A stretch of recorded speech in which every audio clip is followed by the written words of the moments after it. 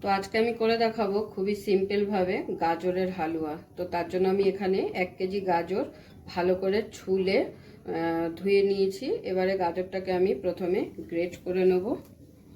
তো গ্রেট করার জন্য গ্রেটার নিয়ে নিয়েছি। এবার গ্রেটার দিয়ে আমি গাজরগুলোকে প্রথমে গ্রেট করে নেব।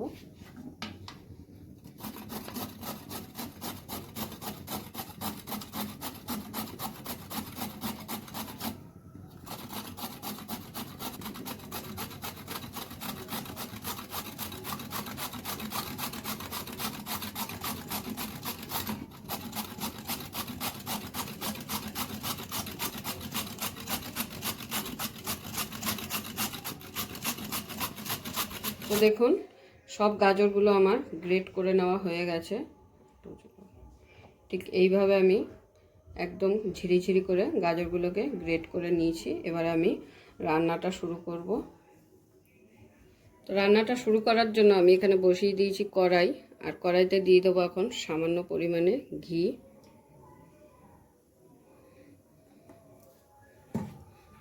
ঘিটাকে একটু নেড়ে চেড়ে নিয়ে এর মধ্যে দিয়ে দেবো এবার গাজরগুলো।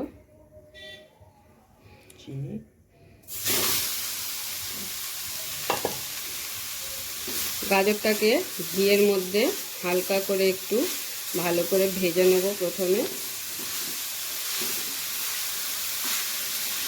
তো ঘি দিয়ে গাজরটাকে খুব ভালো করে ভেজে নিয়েছি নেড়ে চেড়ে।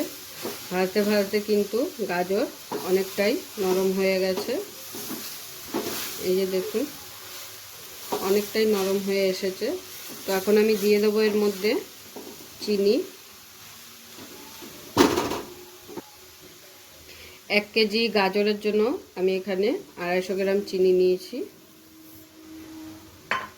চিনিটা দিয়ে আবারও খুব ভালোভাবে গাজরগুলোর সাথে মিশিয়ে নেব। তো চিনিটাকে খুব ভালোভাবে মিশিয়ে দিয়েছি। এবারে দিয়ে দিচ্ছি সামান্য পরিমাণ একটু নুন, কারণ যে কোনো মিষ্টিতে একটু নুন না দিলে মিষ্টির ব্যালেন্স আসে না। তো সেই কারণে সামান্য পরিমাণ যে কোনো মিষ্টি রান্নাতে একটু লবণ দিয়ে দিতে হয়। এবারে আমি একটু ঢাকা দিয়ে দেবো যতক্ষণে না চিনিটা ভালোভাবে মিশে যাচ্ছে গাজরের সাথে, আর গাজরটা কিন্তু চিনিতে মজে যাবে আর ঘিটাও বেরিয়ে আসবে। তো এখন আমি একটু চাপা দিয়ে দেবো।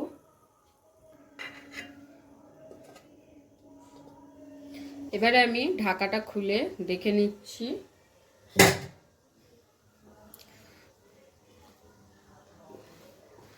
তো পুরো চিনি কিন্তু একদম ভালো করে মজে গেছে আর গাজরগুলো একদম ভালো করে মজে গেছে। তো দেখতেই পেলেন খুবই সহজ পদ্ধতি, কিন্তু একদমই ঘরোয়া উপকরণ দিয়ে এইভাবে গাজরের হালুয়া তৈরি করে নিন। এবারে আমি এর মধ্যে একটু দিয়ে দেব দুধ সামান্য পরিমাণ। শুধু চিনি থাকলে চিনি দিয়েও করা যায়, কিন্তু আমি এর মধ্যে একটু দুধ দিয়ে দিচ্ছি। এটা যেহেতু দুধ দিয়ে করার প্রসেসটা দেখাচ্ছি, আর শুধু চিনি দিয়ে যেটা করা হয় সেটা করলে একটু ঝরঝরে টাইপ হয়, আর আমি এখানে দুধ দিয়ে করব, একটু গামাখা গামাখা ভাব রাখবো। দুধ কিন্তু খুব বেশি দেব না। তো 250 গ্রাম চিনি দিয়েছি আর 250 গ্রাম দুধ দিয়ে দিলাম।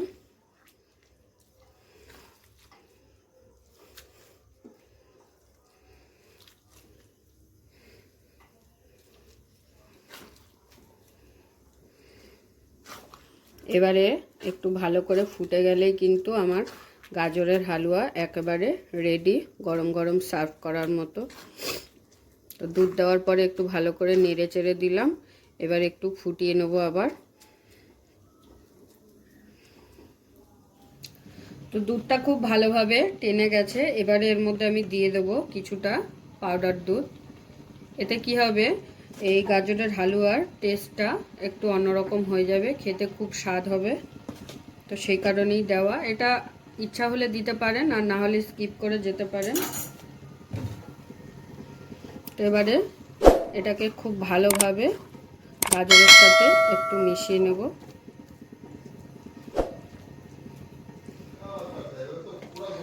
তো আমার গাজরের হালুয়া পারফেক্টলি একদম রেডি। এবার আমি নাবানোর আগে দিয়ে দেবো সামান্য পরিমাণ আবারও একটু ঘি, কারণ গাজরটা ভাজার সময় আমি খুবই অল্প পরিমাণে ঘি দিয়ে কিন্তু গাজরটাকে ভেজেছিলাম, খুব বেশি ঘি দিইনি।